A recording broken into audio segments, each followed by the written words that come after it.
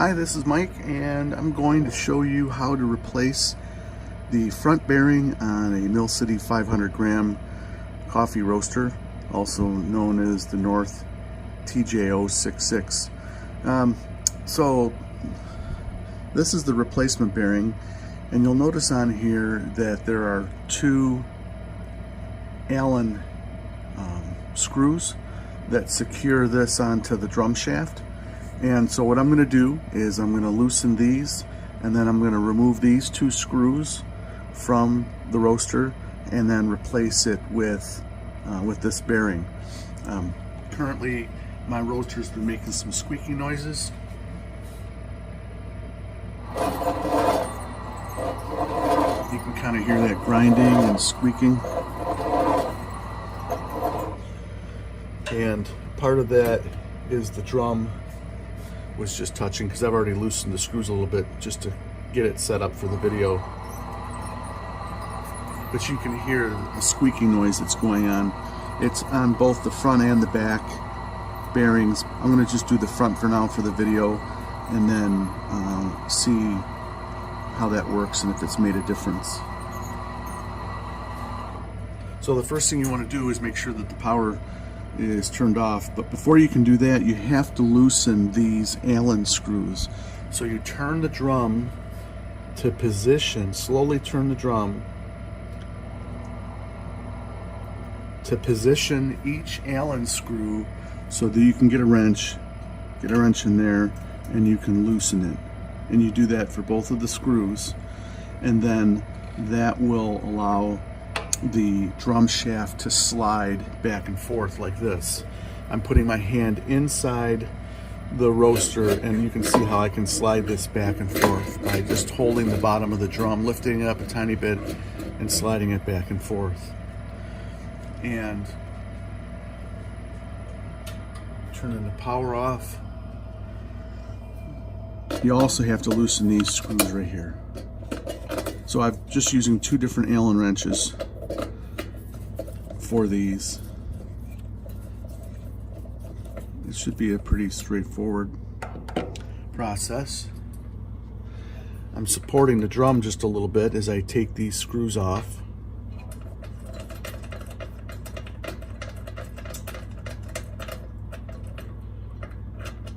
Be careful not to lose any of the washers.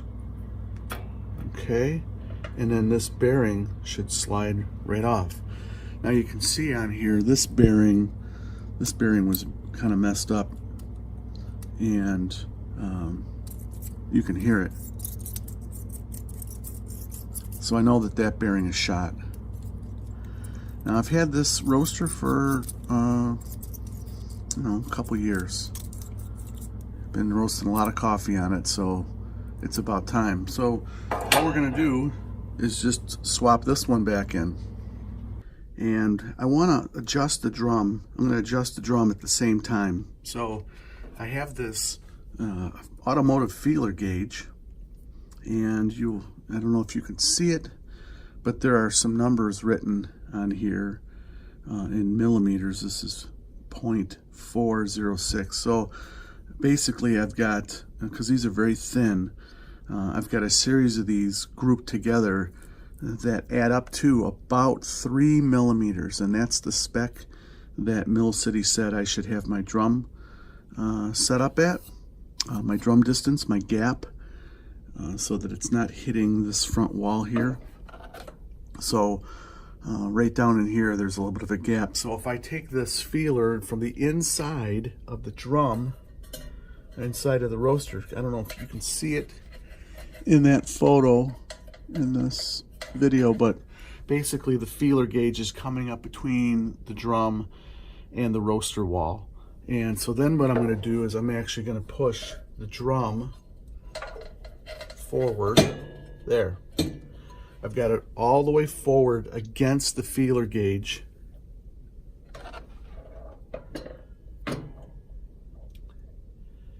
and then I'm going to slide this in place. Careful not to move the drum itself. back and forth from sliding around. And I need to get this, let me get this positioned. You can turn the collar, which is nice. So I'm going to just turn the collar. I just want to get it so that it's not going to move backwards or forwards. I'm just going to turn these just to get them so that they don't move. I'm not cranking them on. At least I've got one on. That's good enough. And now I'm going to take my screws. And you're going to have to hold the drum up a little bit and get it in place. There. And I'm just going to put these in, and I'm not going to crank them on. And I want to make sure that my tolerances are right on. Hold the drum up a little bit, and you'll see that. Get the tolerances right on this gap. So I've got these on, but I haven't like cranked them on tight.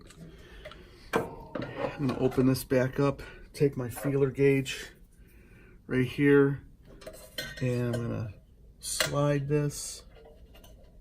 Yep, and it fits, just barely fits, which is good. And now what I want to do is I want to support the drum.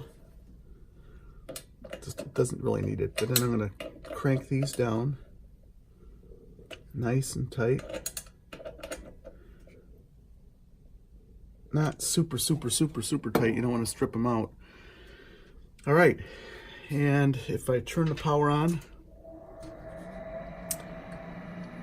and turn this just a little bit there, and I can tighten this Allen screw.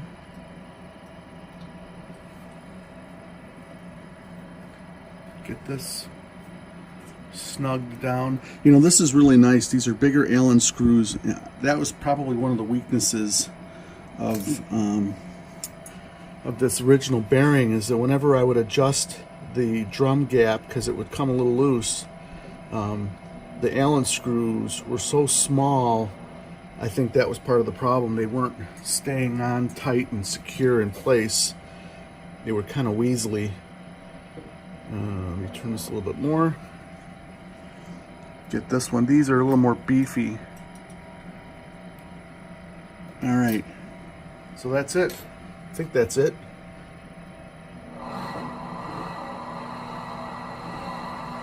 There we have it. Brand new front bearing.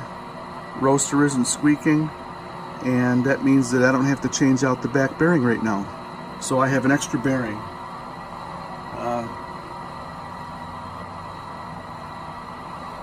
This is the old one, and the new one is silent. This is my spare. So we're in good shape. So that's all there is to it. Loosening the two Allen screws and then taking these out.